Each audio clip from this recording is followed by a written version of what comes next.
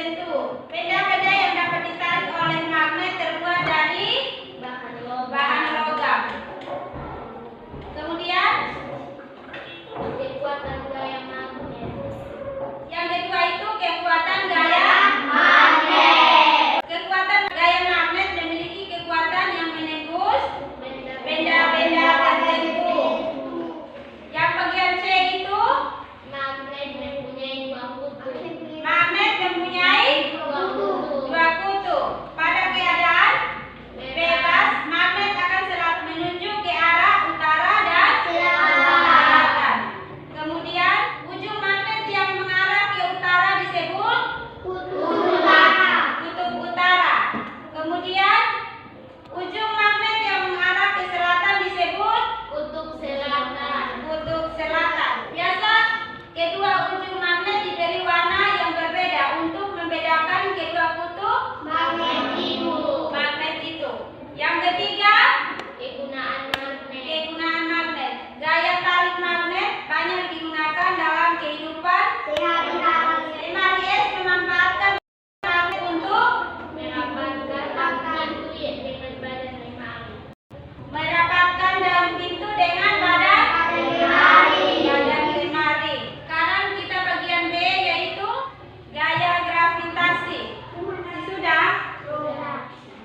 Benda-benda di atas bumi dipengaruhi oleh gaya gravitasi bumi atau gaya tarik bumi. Semua benda di atas permukaan bumi jika dilepaskan dari ketinggian tertentu akan jatuh ke bawah menuju pusat bumi. Contohnya seperti kamu lihat pohon kelapa biasa buahnya dia jatuh ke tanah. Samanya seperti kertas juga. Saat kita buang ke atas, dia akan turun ke bawah secara pelan-pelan. Gerak jatuh buah kelapa, buah mangga, dan benda lainnya juga selalu menuju ke bawah. Pada batu yang dilempar ke atas juga bekerja gaya gravitasi. Saat kita buang batu ke atas juga nanti dia akan turun ke bawah. Pada saat batu bergerak tegak lurus, gaya gravitasi akan membuat batu tersebut mengalami perlambatan, sehingga gerak batu makin lama makin lambat. Dan pada titik tertinggi, batu tersebut akan berhenti sesaat. Gaya gravitasi inilah yang akhirnya membuat batu jatuh ke bawah. Akibat gaya gravitasi bumi, yang pertama itu apa? Gaya gravitasi bumi menyebabkan benda-benda yang ada di bumi tidak terlempar ke angkasa luar.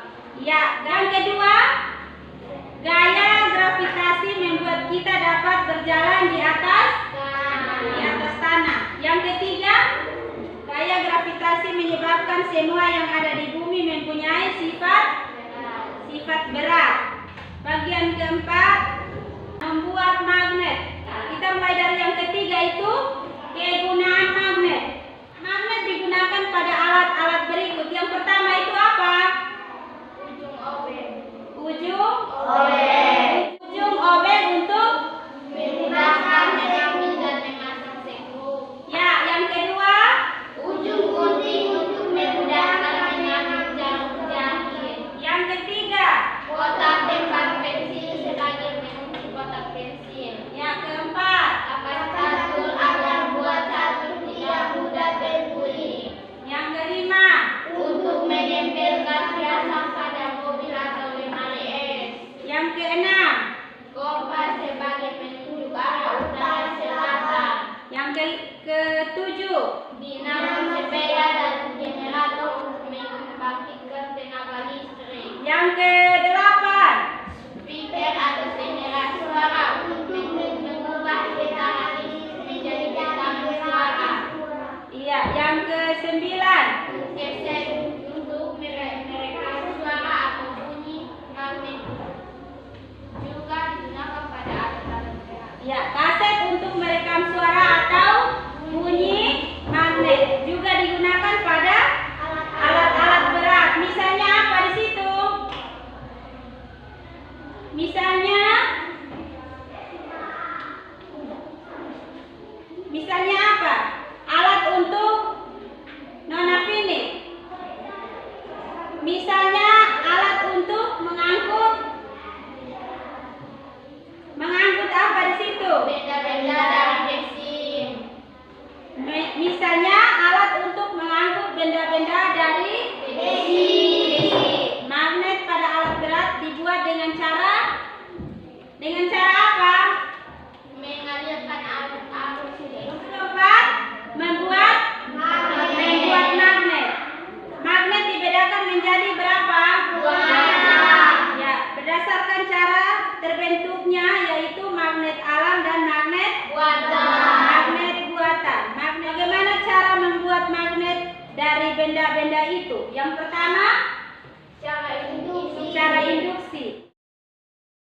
Ya. Benda-benda yang terbuat dari bahan karet akan mendapat gaya gesek yang besar sehingga bahan karet banyak digunakan untuk sol sepatu dan ban. Yang keempat, Mengurangi gaya gesekan. mengurangi gaya gesekan. Yang pertama, Memasang roda. memasang roda. Yang misalnya apa? Roda yang dipasang pada meja kursi agar mudah digeser. Kemudian, Memasang bantalan peluru dan rakit pada roda yang berputar. memasang bantalan peluru atau laker pada roda yang berputar. Kemudian yang berikut, Memasang bantalan peluru atau memberi minyak pelumas atau memberi minyak pelumas atau gemuk. Yang berikut, menghaluskan benda.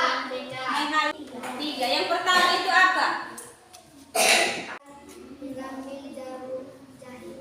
Yang ketiga, Kotak tinta pensil sebagai pengunci kotak pensil. nona Philip. Yang kelima kok keempat? Empat. Ya, keempat. Pakai catur agar buat catur tidak mudah terguling. Ya, kelima. Untuk menempelkan hiasan pada mobil atau lemari es. Yang keenam. Kompas sebagai penunjuk arah utara selatan. Yang ketujuh ini Aldi. Dinamo sepatu dan generator untuk membangkitkan tenaga listrik. All I'm saying